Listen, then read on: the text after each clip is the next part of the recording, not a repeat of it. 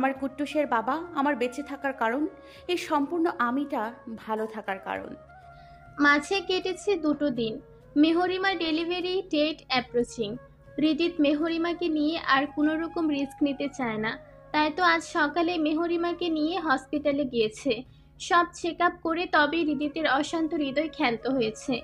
Doctor নতুন করে জানিয়েছে এই মাস অর্থাৎ এপ্রিল মাসের 22 তারিখে ডেলিভারি ডেট। তবে তার আগেও লেবার পেইন উঠতে পারে। তাহলে গুনে গুনে আর মাত্র 2 সপ্তাহ বাকি আছে। হৃদিত মেহরিমাকে নিয়ে অজানায় শঙ্কায় আছে। ষষ্ঠ ইন্দ্রিয় জানান দিচ্ছে প্রতিপক্ষ সবটা ঠিকঠাকভাবে শেষ করে দিবে না, নতুনভাবে নতুন চাল দিবে। আর তার জন্যই হৃদিত মেহরিমার ওপর হাজারো রুলস জারি করে বসেছে। এত এত রুলস শুনে মেহরিমার ছোট্ট মাথাটা চক্কর দিয়ে ওঠে, ভন ভন করে ঘুরছে। মুখটা বাংলা প্যাচের মতো করে গোমরামুখা হয়ে গাড়ির জানালার দিকে সেটে বসে আছে। হৃদিত পড়েছে মহাজালায়। দীর্ঘ শ্বাস ফেলে বলে, little kitty speak up. Mehrima নিরুত্তর। আর চোখে হৃদিতের দিকে তাকায়। দৃষ্টিতে দৃষ্টি মিলে যায়। তৎক্ষণাৎ মুখ ঘুরিয়ে নেয়। হৃদিত পুনরায় বলে, কথা না বললে তোর জন্য বাইরের সকল খাবার বন্ধ। এমনিতেও তোর জেদের কাছে হার মেনে পরাজিত সৈনিকের ন্যায় ওইসব আনহাইজেনিক ফুড কিনে আনতে হয় আমাকে। হৃদিতের মুখ নিঃসৃত কথাগুলো কর্ণগোচর হতে মেহরিমা তড়িৎ গতিতে 360 ডিগ্রি অ্যাঙ্গেলে দৃষ্টি ঘুরিয়ে হৃদিতের দিকে তাকায়। নিজের 28 পাটি দাঁত বের করে আলাফোলা হাসি দিয়ে ঝড়ের গতিতে বলতে শুরু করে, আজ থেকে আমি মেহরিমা শেখ দিন রাত 24 ঘন্টা মিলিয়ে গুনে গুনে মাত্র 3বার রুমের বাইরে বেরোবো। ত্রিধু আর কুট্টুসের বাবা ছাড়া কারোর সাথে রুমের বাইরে যাব না। রুমে কাউকে অ্যালাউ করব না। অলওয়েজ রুম লক করে ঘরের মধ্যে বসে সন্ন্যাসিনীদের মতো ধ্যান করব। মেহরিমা তোতা পাখির মতো মুখস্থ কবিতা বলে থামে। মেহরিমার আঙুল গুনে গুনে কথা বলার স্টাইল দেখে হৃদিত উচ্চ শব্দে হেসে ওঠে। হৃদিতের হাসির শব্দ কর্ণধার হতেই মেহরিমা ভ্রুচূড়া কুঁচকে ফেলে। পরক্ষণে কুচকানো ভ্রু সমান্তরাল হয়ে যায়। চোখে ফুটে ওঠে উপচে পড়া মুগ্ধতা। ইস, কারো হাসি এতটা সুন্দর কিভাবে হয়! হাসির তোপে শক্ত পুরুষালী শানিত চোয়াল মৃদু কাঁপছে। জানালা দিয়ে আগত বাতাসে খোঁচা খোঁচা বেল্টগুলো চোয়ালে ঢেউ খেয়ে চলেছে। আজকাল মানুষটা যেন একটু বেশি হাসছে। সবটা খুঁয়েও মানুষটা দিব্যি হেসে চলেছে। যদিও সেই হাসি মেহরিমা পর্যন্তই সীমাবদ্ধ। হৃদিতের হাসি ততক্ষণে থেমেছে। মেহরিমার মন্ত্রমুগ্ধের ন্যায় চাহনি লক্ষ্য করতে হৃদিত ভ্রু তুলে প্রশ্নাত্মক দৃষ্টিতে তাকায়। মেহরিমা মনের চোখে মুগ্ধতা কাটিয়ে দুদিকে মাথা নাড়ায়, যার অর্থ কিছু না। হৃদিত ভাবুক ভঙ্গিতে অধরের বাকুনে দন্ত চেপে কিছু একটা ভাবে। ডান হাতটা সুকৌশলে ড্রাইভিং হুইলে মজবুতভাবে মুষ্টিবদ্ধ করে রাখা। গায়ে অ্যাশ কালারের একটা শার্ট জড়ানো। শার্টের হাতা কোণে পর্যন্ত গোটানো।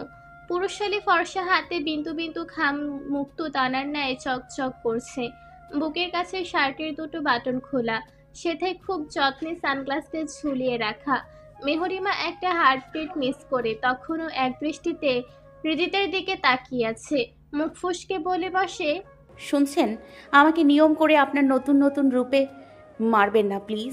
আমি অভাগী, এতটাও ভাগ্যবতী নই। সব যেন আমার কাছে নিছকেই এক স্বপ্ন। হৃদিত ভাবনার অতলে গভীরভাবে হারিয়ে যাওয়াতে মেহরিমার কথাগুলো ঠিক বুঝতে পারে না। প্রশ্ন ছুড়ে, কিছু বললি আনাবেলা? মেহরিমা হোঁশে ফিরে দ্রুত আওড়াতে থাকে, না না না, কিছু বলিনি। ওকে, আচ্ছা তাহলে শোন, আমি ভেবেছি আমরা আর 1 সপ্তাহ গ্রামে থেকে ঢাকায় চলে যাব। তোর ডেলিভারি ওখান থেকে করাবো। এদের প্রতি আমি বিশ্বাস রাখতে পারছি না জান। যদি ভুলভাল কিছু করে দেয়। এখানকার ডক্টরগুলো আমার পছন্দ না। হৃদিতের বলা কথাগুলো কর্ণকুহরে প্রবেশ করতেই মেহরিমার মাথায় আকাশ ভেঙে পড়ে।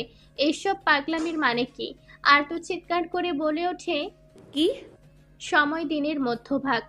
আয়াস গতকাল ঢাকা ব্যাক করেছে। কিছুক্ষণ আগেই মন্ত্রিসভা থেকে ফিরেছে। অত্যাধিক ক্লান্ত থাকায় কোনো রকমের শাওয়ার নিয়ে শুয়ে পড়েছে। শীততাপ নিয়ন্ত্রিত সুবিশাল একটা রুমে শুভ্ররাঙা চাদরে মোড়ানো বিছানায় বালিশের উপর মুখ গুজে উপর হয়ে উত্তম গায়ে ঘুমিয়ে আছে আয়াস। তন্দ্রাচ্ছন্ন বললে ভুল হবে। অর্ধ জাগ্রত রুমে একপাশে কাছের তৈরি বড় দেয়াল, যেটা নিয়ে সহজে আল্লাহর সৃষ্টি অপরূপ প্রকৃতি উপভোগ করা যাবে। আর বাকি 3 পাশ ইটের তৈরি আয়েশের এই প্রশান্তির ঘুমটুকুও কেয়ারটেকার চাচার সহ্য হলো না। জোরে জোরে দরজায় করাঘাত করতে থাকেন। আয়াস বেজায় বিরক্ত হয়। খুব কষ্টে চোখ জোড়া মেলে তাকিয়ে উঠে বসে। গায়ে কোনো রকমে একটা টি শার্ট জড়িয়ে শ্রান্ত শরীরখানা জোর করে টেনে দরজার নিকট নিয়ে যায়। দরজা খুলে মুখ দিয়ে কঠিন কিছু উচ্চারণ করতে নিলেই মধ্যবয়স্ক কেয়ারটেকার চাচা বলেন, ভাইজান, ভাবিমণি এসেছে, আপনার জন্য নিচে অপেক্ষা করছে। ভাবিমণি আবার কে? আরিশা ভাবিমণি। আরিশাম নাম শুনতে আয়েশের কপালে ভাঁজের সৃষ্টি হয়। এতদিন পরে আবার কি ঢং করতে এসেছে কে জানে। ওই ছাড়া আর পারেই বা কি। আয়াস অদম্য অটুট স্বরে বলে, চাচা, আমি খুব টায়ার্ড, আমার একটু রেস্টের প্রয়োজন। যে এসেছে তাকে বলবেন অন্য সময় আসতে। আর চাচা, উনি আপনার ভাবিমণি নন, জাস্ট বাইরের একজন মানুষ। আয়েশের কঠিন স্বরের পিঠে কেয়ারটেকার চাচা আর কিছু বলার সাহস পায় না। তাছাড়া আয়েশের চোখে মুখে তীব্র ক্লান্তি ফুটে উঠেছে। কেয়ারটেকার চাচা হ্যাঁ সূচক মাথা নাড়িয়ে ওখান থেকে চলে যায়। আয়াস মিনিট 2 দরজার সামনে দাঁড়িয়ে কিছু একটা ভাবে। ঘরে ঢুকে দরজা লক করতে নিলেই ভেসে আসে মিষ্টি একটা মেয়েলি কণ্ঠস্বর। খুব বিরক্ত করে ফেললাম নাকি? মুখের উপর দরজা বন্ধ করে দিচ্ছ যে। আয়াস এক পলক আরিশার দিকে তাকায়। পরনে লং পিঙ্ক কুর্তি আর লেডিস জিন্স, গলায় হোয়াইট কালারের ওড়নাটা পেঁচিয়ে রাখা শুধু। সামনে উপস্থিত রমণীকে দেখতে বড্ড সাধারণ লাগে। আয়েশের মনে হয় আরিশা পরিবর্তন হয়ে গেছে। আর হতেই পারে, এত এত ভাবার কিছু নেই। মানুষ মাত্রই পরিবর্তনশীল। নিজের মনের ভাবনার ইতি টেনে অনিচ্ছাকৃত ছোট্ট করে বলে, আগামীকাল এসো। আয়াস কথা শেষ করে দরজা বন্ধ করতে নিলে আরিশা জোর গলায় বলে ওঠে, ইম্পর্টেন্ট কথা আছে আয়াস, জাস্ট 2 মিনিট আমার কথা শোনো। বলো, কি বলবে? You have just 2 minutes. আয়াসের শীতল নির্মম কণ্ঠস্বর। আরিশার হাসি খুশি মুখটা মলিন হয়ে যায়। এতটা পর কবে হয়ে গেল? আরিশা তো এখানে নিজের জন্য আসেনি, এসেছে নিজের ভালোবাসার মানুষটাকে রক্ষা করতে। অবশ্যই নিজের ভালোবাসার মানুষ আর নিজের মধ্যে তো তেমন বিস্তর পার্থক্য নেই। দেহ দুটো হলে মন তো একটাই। বাবা তোমার এগেইনস্টে নতুন করে জটিল প্ল্যান সাজাচ্ছে। এটাতে একবার ফেসে গেলে সহজে মুক্তি পাবে না তুমি। তোমাকে তোমার জায়গা থেকে সরাতে উঠে পড়ে লেগেছে বাবা। এই পথটা ওনার চাই মানে চাই। আরিশার কথায় আয়াস চোখ দুটো ছোট ছোট করে ফেলে। সেভাবেই বলে, রাজনীতিতে যখন এসেছি অতটাও সাধু আমি না। বাই দ্য ওয়ে, তোমার তো সেমি নাম্বার কন্ট্যাক্ট আছে তাই না? আমি রাতে মেসেজ করে লোকেশন টাইম জানিয়ে দিব, চলে এসো, তখন এই বিষয়ে ডিসকাস করব। আয়াস কথা শেষ করে আরিশার মুখের উপর দরজা বন্ধ করে দেয়। কাজটা একটা মানুষের জন্য চরম অপমানের। আগের আরিশা হলে আত্মসম্মানে আঘাত লাগায় এতক্ষণে আয়াসের পুরো বাগান বাড়ি মাথায় তুলে ফেলত। বাড়ির সব গার্ডদের হাজির করে তবেই নিস্তার নিরস্ত হতো। শেষমেশ দেখা যেত আয়াসের ঘরের সামনে মানুষের ছোটখাটো একটা ভিড় জমে গেছে। কিন্তু এই আরিশা তেমন কিছু করে না, কেবল ছলো ছলো চোখে নিয়ে আয়াসের বন্ধ দরজার দিকে তাকিয়ে থাকে। বিড়বিড়িয়ে বলে, সামনে ঘোর বিপদ আয়াস। সবাই আবার সর্বনাশ খেলায় মেতে উঠেছে। তবে তুমি নিশ্চিন্তে থাকো, তোমার গায়ে একটা ফুলের টোকাও লাগতে দিব না আমি। প্রয়োজনে বাবার সাথে নীরব যুদ্ধ ঘোষণা করব। আর ঈশা তালুকদার কেমন দেখানোর সময় এসে গেছে। বাবার থেকে আমিও কোনো অংশে কম নই। বাবারই ফিমেল ভার্সন আমি। রক্তিম সূর্যের অবস্থান ঠিক মাথার ওপরে। প্রকৃতি গুমোট, কড়া রোদে মাটি ফেটে চৌচির। পুকুরের পানির স্তর ক্রমশ কমতে শুরু করেছে। ব্যাঙগুলো গ্যাঙর গ্যাং শব্দ তুলে প্রতিনিয়ত ডেকে চলেছে। এক পশলা বৃষ্টির জন্য প্রহর গুনে চলেছে প্রকৃতি। এই উষ্ণ গরম আবহাওয়ায় মানুষগুলোর সাথে প্রকৃতিও যেন অস্থির হয়ে উঠেছে। মাত্রই কলেজ ছুটি হয়েছে। মায়া বিষণ্ণ মন নিয়ে ক্লাসরুম থেকে বের হয়। মায়ের মুখের দিকে তাকিয়ে অনামিকা দীর্ঘশ্বাস ফেলে। মেয়েটার জীবনের সব শেষ। হঠাৎ করে ইচ্ছে জীবনটা এইভাবে মোড় নিবে অনামিকা কখনো দুঃস্বপ্নেও ভাবেনি। দুজন চুপচাপ হেঁটে চলেছে। কলেজ গেটের সম্মুখে আসতেই মায়া থমকে দাঁড়িয়ে পড়ে। হঠাৎ করে মায়া দাঁড়িয়ে পড়াতে অনামিকাও থেমে যায়। মায়াকে কিছু বলার জন্য মুখ খুলতে মায়ের স্তব্ধ দৃষ্টি লক্ষ্য করে সেদিকে তাকায়। রাস্তার ওপাশে একটা গাছের নিচে টাইপ বাইকের উপর বসে আছে। পেছন সিটে বসা তাবান একটা ছেলের সাথে দুজনের কিছু একটা নিয়ে আলোচনা করছে। 1 মাস আগে কেটিএম RC 390 বাইকটা কিনেছে তাইফ। সেদিনের পর আর তাইফের সাথে মায়ের দেখা হয়নি। মূলত তাইফ আর কলেজমুখো হয়নি। মায়া কিছুক্ষণ ম্লান দৃষ্টি দিয়ে তাইফের দিকে তাকিয়ে থাকে। অতঃপর নিচের হাতে নাকে জলছল করতে থাকা সোনার আংটি আর নাকফুলের দিকে তাকায়। বুক চিরে পাঁচর কাঁপানো দীর্ঘশ্বাস বেরিয়ে আসে। জীবনটা যদি এইভাবেই থমকে যেত, এই ছোট্ট এক জীবনের সামনে উপস্থিত সুদর্শন ছেলেটাকে ব্যক্তিগতভাবে আর কখনো পাওয়া হবে না। সুযোগ এখনো আছে, তবে অপর পক্ষের মানুষটা যে মায়াকে চায় না। একজনের চাইলে কি আর ভালোবাসা পূর্ণতা পায়? চাইতে হয় দুজনকে সমানভাবে। একতরফা ভালোবাসা আমাদের এত পোড়ায় কেন? মায়ের খুব করে বলতে মনে চায়, তাইব সাহেব, আপনি যদি জানতেন আমি আপনাকে কতটা ভালোবাসি, তাহলে সেটা পাওয়ার জন্য আপনি অমর হতে চাইতেন। সারা জীবন আমার ভালোবাসার চাদরে নিজেকে মুড়িয়ে রাখতে চাইতেন। কিন্তু আফসোস, মায়া মনের কথাগুলো বলতে পারে না। এমন কত শত কথা মায়া নিজের বুকে মাটি চাপা দিয়ে রেখেছে। একটা হেল্প করবি অনু? অবশ্যই আমার মায়াবতী, কি করতে হবে শুধু বল। রাস্তার ওপারে ফার্মেসি থেকে আমাকে 1 পাতা গ্যাসের ট্যাবলেট আর 1 পাতা নাপা কিনে এনে দে প্লিজ। আমি ওখানে যেতে চাই না। মায়ের কম্পনরত অসহায় কণ্ঠস্বর। অনামিকা কিছু বলে না। মায়ের লুকোচুরি কারোটাও জানে, ইশারায় বোঝায় এনে দিবে। মায়া ব্যাগ থেকে টাকা বের করে নিলে অনামিকা বাদ সাধে। টাকা লাগবে না, তুই দাঁড়া, আমি আসছি। আরে না, টাকা নিয়ে যা। কার কথা কে শুনে? অনামিকার সামনে হাঁটা ধরে। এই মেয়েটা আর কখনো পরিবর্তন হলো না। মায়া মৃদু হাসে। তাবান কথা বলতে বলতে কে যেন মনে করে পাশের ফার্মেসিতে তাকায়। অনামিকার শ্যামবর্ণের গোলগাল মুখটা চক্ষু গোচর হয়। অনামিকা মেডিসিন কিনে পেছনে ঘুরতেই তাবানের চোখ পড়ে যায়। ভদ্রতা রক্ষার্থে অনামিকা তাবানের দিকে এগিয়ে যায়। আরে শ্যামবতী যে, তা আপনি একা কেন? আপনার সঙ্গিনী কোথায়? অনামিকা জানে ওর গায়ের রং একটু চাপা, তবু কেউ ওকে কালো বলে ওর খুব মন খারাপ হয়। কিন্তু আজ শ্যামাবতীর সম্বোধনটা ওর খুব ভালো লাগে। কিন্তু কেন? কারণ ওর জানা নেই। মুখে হাসি ঝুলিয়ে বলে, আমার সঙ্গিনী কলেজ গেটে দাঁড়িয়ে আছে। আমার কিছু মেডিসিন নেওয়ার প্রয়োজন ছিল, তাই ফার্মেসিতে এসেছি। ও আচ্ছা। তাবান মাথা দুলিয়ে বলে। অনামিকার কথায় ততক্ষণে কলেজ গেটের দিকে তাকিয়েছে তাইফ। মায়ের মলিন মুখখানা অখি গোচর হয়। দূরত্ব বেশি না বিধায় মুখাবয়ব স্পষ্ট বোঝা যাচ্ছে।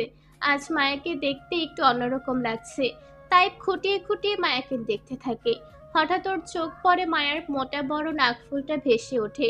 তাইফ মুচকি হাসে। ঘটনা কিছুটা আজ করতে পারে। মায়ের লুকোচুরির কারণটা অনায়াসেই বুঝে যায়।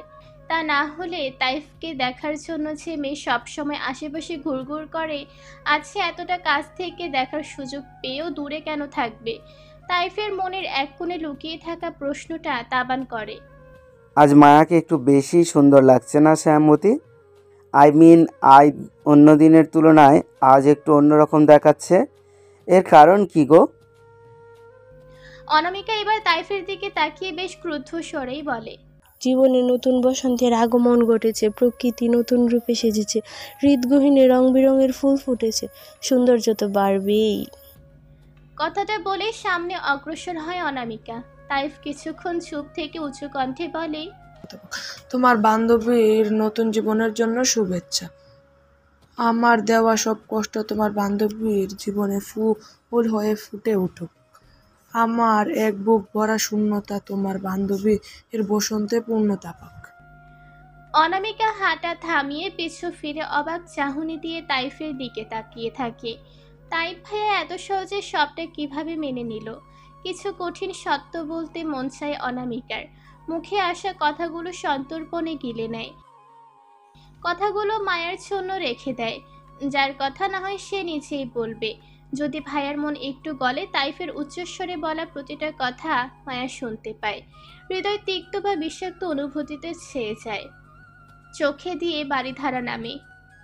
ভেনেজুয়েলা, স্প্যানীয় ভাষায় ভেনেজুয়েলা, দক্ষিণ আমেরিকা মহাদেশের উত্তর উপকূলে ক্যারিবীয় সাগরের তীরে অবস্থিত একটি রাষ্ট্র।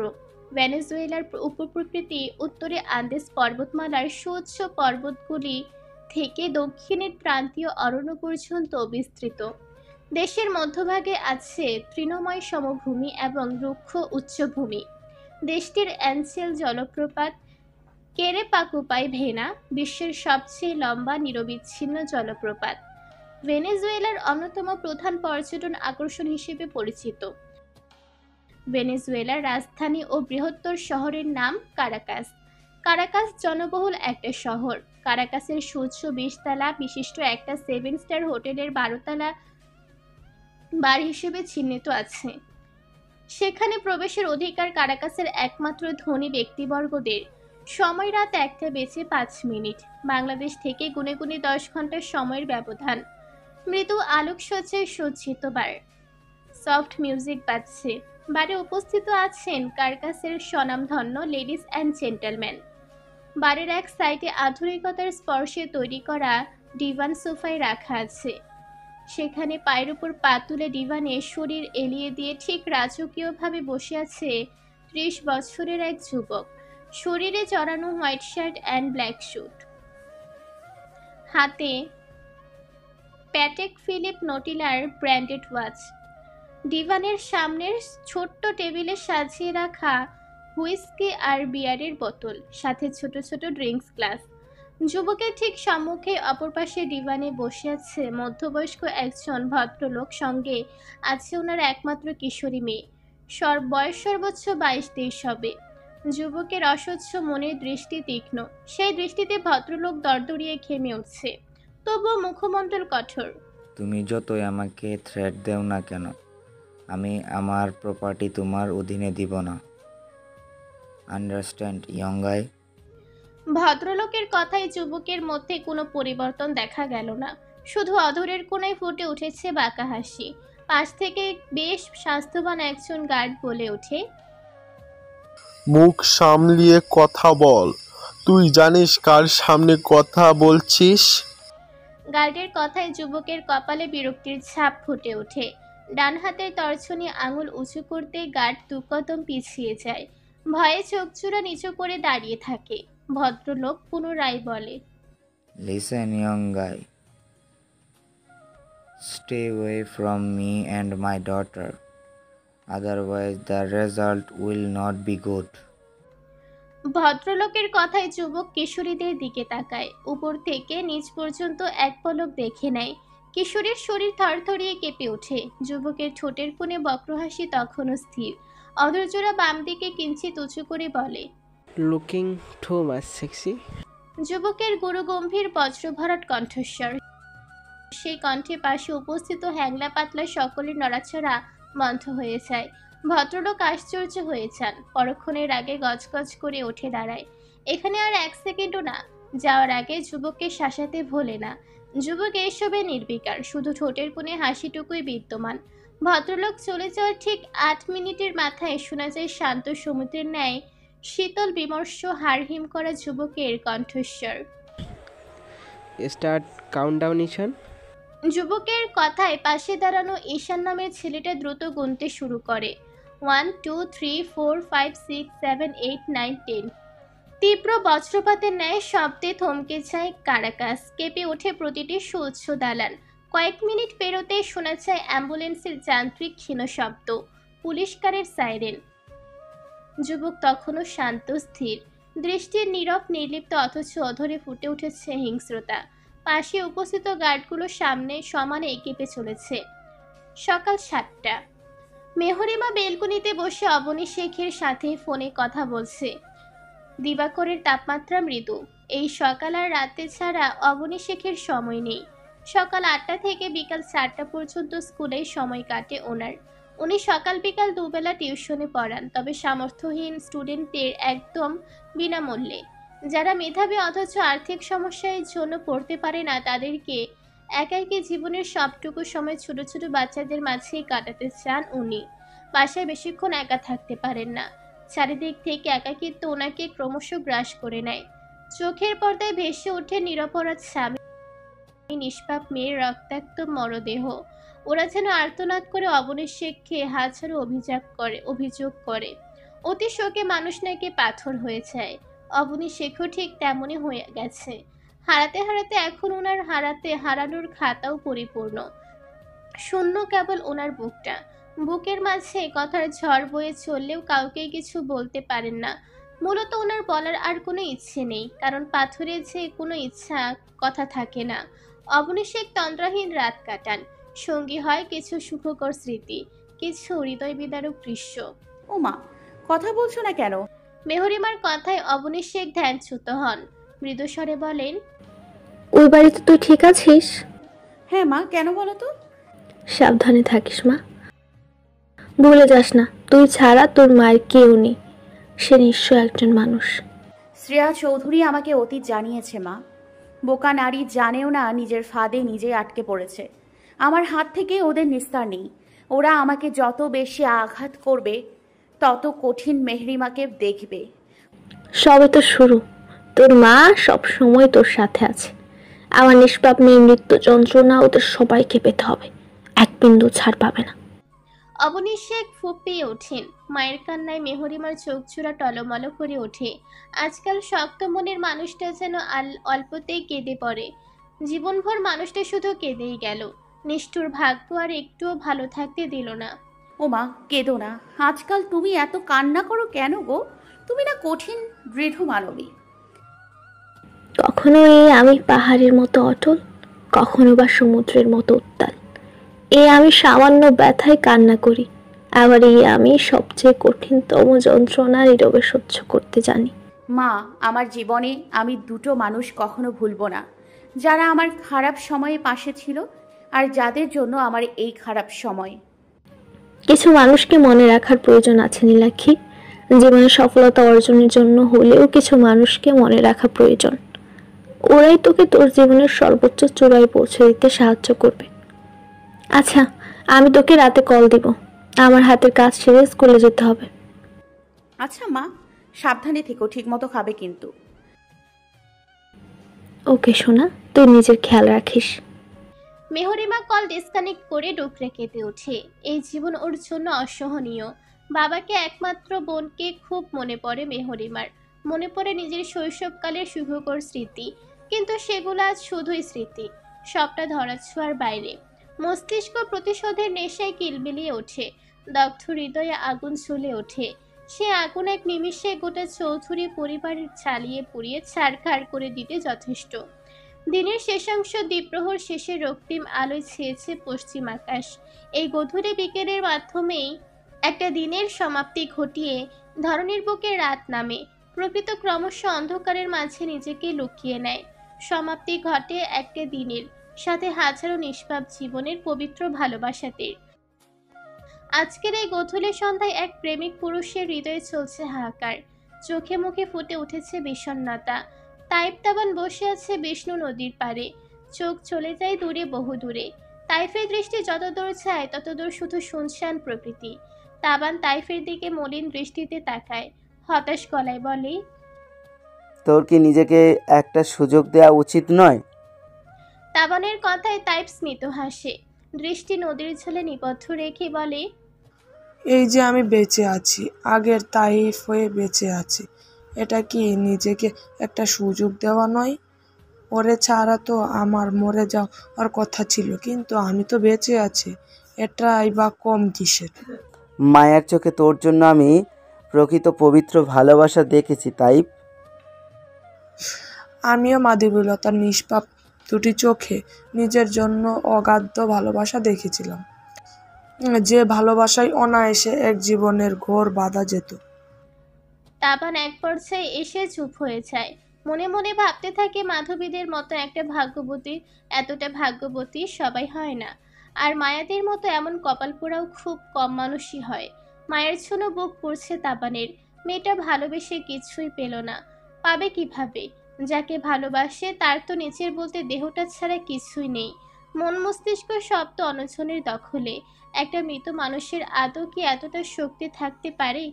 নিস্তব্ধতা ভেঙে তাইফ আবারও বলে, অনামিকার মুখে মায়ার কথাটা শুনে আমি খুব খুশি হয়েছিলাম। মায়া আমার থেকে অনেক ভালো ডিজার্ভ করে।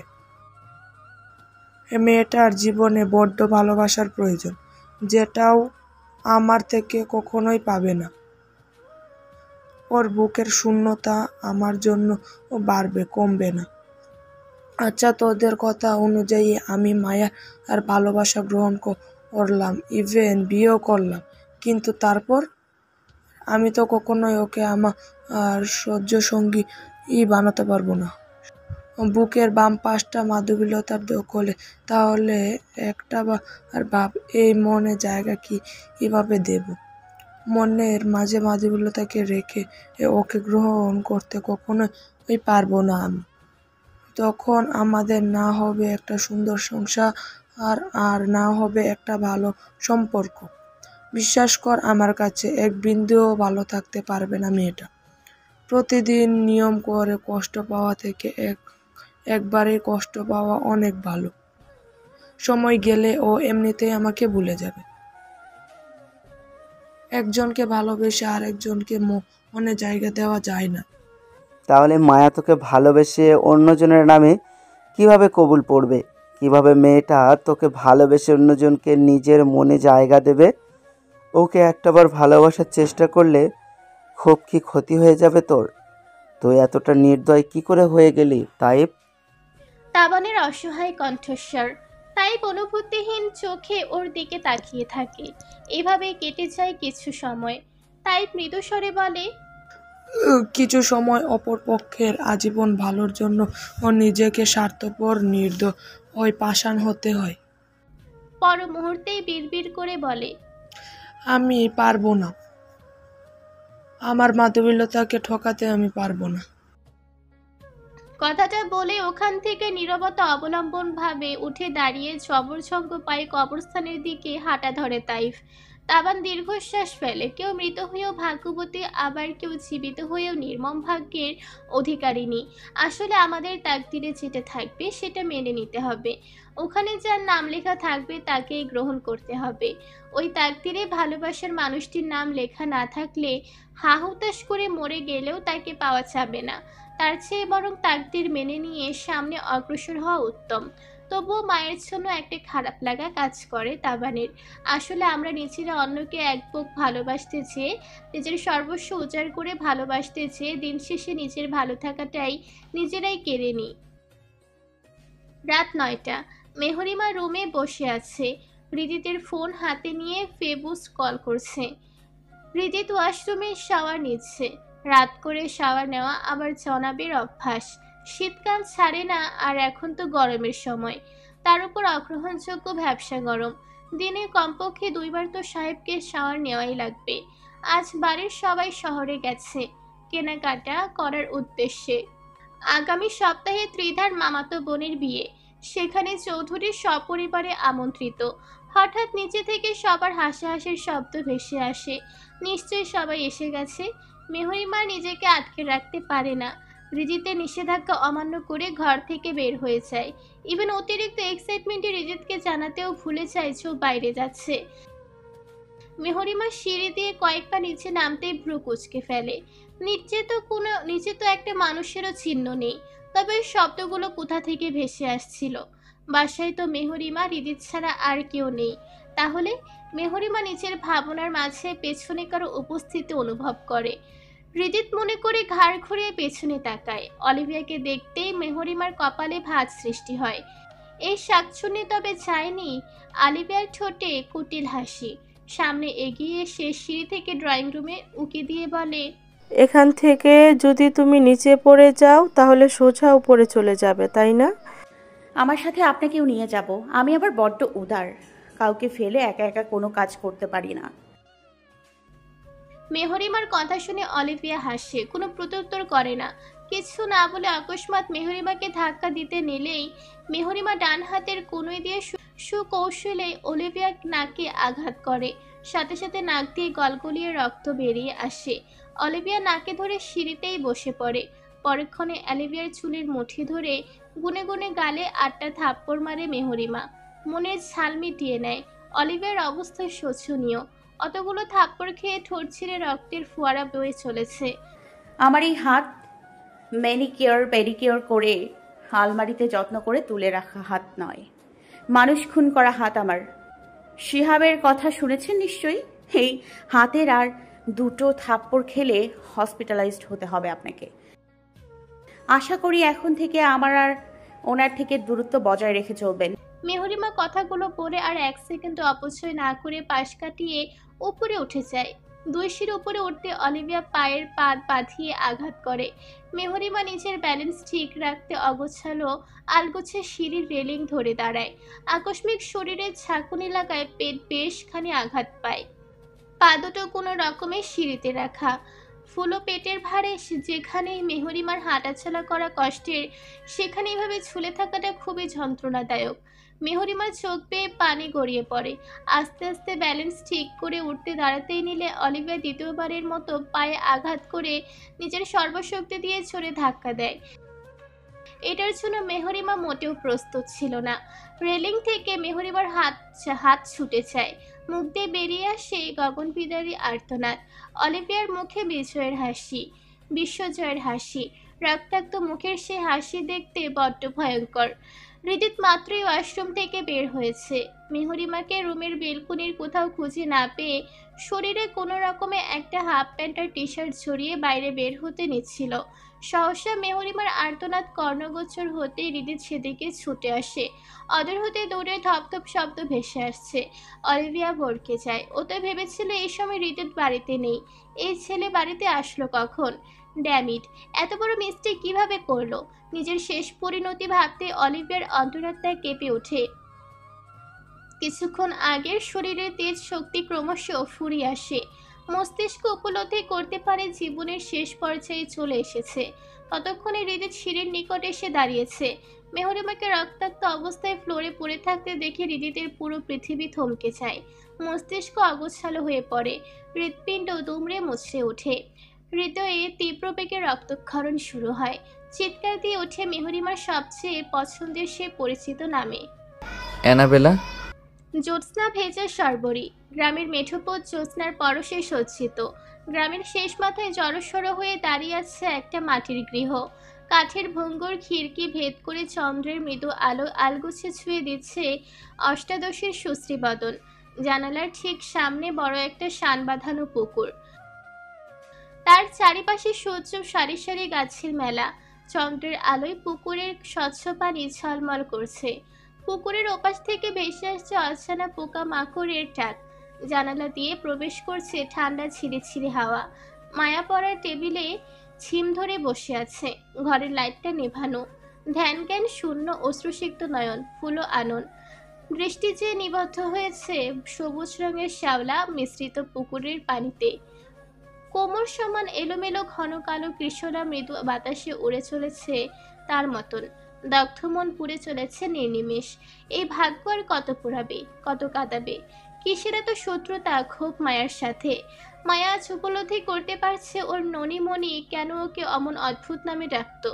সত্যিই তোর কপাল পোড়া বিষাদিনী। যেটা মন থেকে চায় সেটাই ধরাছোঁয়ার বাইরে চলে যায়। মায়ের বুক ছিঁড়ে বেরিয়ে আসে ক্লেশ চৌকিত দীর্ঘশ্বাস। বিষাদিনী, মাইয়া জায়গা আসনি? এত রাতে নানিমণির কণ্ঠস্বর শুনে অবাক হয়ে যায় মায়া। নড়ে চড়ে বসে, চঞ্চল হস্তে নেত্রযুগল মুছে ফেলে। পড়ার টেবিলে অসহায়ভাবে পড়ে থাকা বাটন ফোনটা নিয়ে তুলে ছটফট সময় দেখে নেয়। রাত 9:45। চক্ষুগোচর হয় অপরিচিত থেকে অর্ধপরিচিত হয়ে ওঠা 11 ডিজিটের এক নাম্বার, যেটা থেকে কিছুক্ষণ আগেই গুনে গুনে 15 বার মিসড কল এসেছে। মায়া সেসবে উদাসীন। রাত 9টা মানে গ্রামের মানুষের কাছে মধ্যরাত, আর মুরব্বীদের কাছে তো আরো বেশি কিছু। এতক্ষণে নানিমণি নানু ভাইয়ের দুই ঘুম হয়ে যায়, অথচ আজ কিনা নানিমণি জেগে আছে। মায়ের কাছে বেশ অদ্ভুত লাগে ব্যাপারটা। ততক্ষণে মায়ের নানিমণি দিলারা বেগম এগিয়ে এসে মায়ের পড়ার টেবিলের পাশে পেতে রাখা চৌকিতে বসেছেন। উজ্জ্বল গাত্রবরণ, দেখেই বোঝা যায় কিশোরীকালে অতিশয় সৌন্দর্যের অধিকারিণী ছিলেন তিনি। বয়সের 70 ঊর্ধ্ব হলেও তা ওনাকে দেখে ঠাউর করা উপায় নেই। একটা সংসার অনায়াসে একা হাতে সামলিয়ে চলেছেন। কিরে, কোন হানে হারাই গেলি? কথা কইতাছস না কে? দিলারা বেগমের কথায় মায়া সম্বিত ফিরে পায়। মলিন মুখে ক্ষীণ হাসি ফুটিয়ে বলে, আরে তেমন কিছু না। তা তুমি আজ এত রাত জেগে আছো যে? ঘুম হচ্ছে না? না রে, আজ আর চক্কে মরার ঘুম লাই।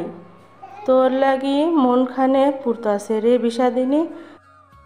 তোরে সারে এই বাড়িতে আমার বুড়া বুড়ি একলা কেমনে থাকুম? দিলারা বেগমের সিক্ত কণ্ঠস্বর। মায়ের মনটা হু হু করে কেঁদে ওঠে। সত্যি তো এই মানুষ দুটো মায়াকে ছাড়া কিভাবে থাকবে, আর মায়া নিচেই বা কিভাবে থাকবে? জন্মের পর থেকে যে মানুষ দুটো এতটা ভালোবাসা স্নেহ দিয়ে বড় করে তুলেছে, তাদের ছেড়ে চলে যেতে মায়াকে আদৌ পারবে? পরক্ষণেই ভাবে এটাই তো প্রকৃতির নিয়ম, না পারলেও শুয়ে নিতে হবে। তাহলে এত তাড়াতাড়ি বিদায় করছো কেন? রেখে দাও তোমাদের কাছে, আমার তো কোনো তাড়া নেই। সেইটা কি আর হইবার পারে? বিয়ার যোগ্য মাইয়া ঘরে রাইখা যাইতো না, হক হলে যে কেঁচা রটাইব তোরে নিয়া। ডর লাগে মাইয়া, তোর পরীর লাহান রূপ তোর মরার মতন কইরা তোর জন্যি কাল হইয়া না দাঁড়ায়। তাহলে মনের কষ্ট ঝেড়ে ফেলে দাও। আর বিয়ে তো নদীর ওপারেই দিচ্ছ, এত কষ্ট পাওয়ার কিছু নেই। যখন মন চাইবে চলে যাবে তোমরা দুই বুড়ো বুড়ি। ঠিক কইতাছস। বেটার লগে কথা হইছে বিষাদিনী, কাইল তোগর হলুদ হইব। বেটায় কিছু কইছে? দিলারা বেগমের করা প্রশ্নগুলো মায়ের পোড়া হৃদয়ে ক্ষত দ্বিগুণ বাড়িয়ে দেয়। মায়া মেজাজ ছাড়ায়, বেশ ক্রুদ্ধ স্বরেই বলে, যখন ওসব হবে তখন দেখা যাবে। এখন এসব কথা আমার কাছে আর একবারও বলবে না। বিরক্ত লাগছে আমার। গতকাল থেকে কানের কাছে একই কথা লাগিয়ে রেখেছো তুমি। বিয়ে দিয়েও কি তোমাদের শান্তি হচ্ছে না নানুমণি? মায়ের কথায় দিলারা বেগম এক দৃষ্টিতে মায়ের দিকে চেয়ে থাকে, কোনো প্রত্যুত্তর করে না। মায়ার কথা না বাড়িয়ে পুনরায় পুকুরের পানিতে দৃষ্টি স্থির করে। কেটে যায় কিয়ৎকাল। তখনও দুইজন নিশ্চুপ অন্ধকারে নিস্তব্ধতা ভেঙে দিলারা বেগম বলে ওঠেন, জমিদার বাড়ির ছোট পোলারে তুই ভালোবাসস বিষাদিনী?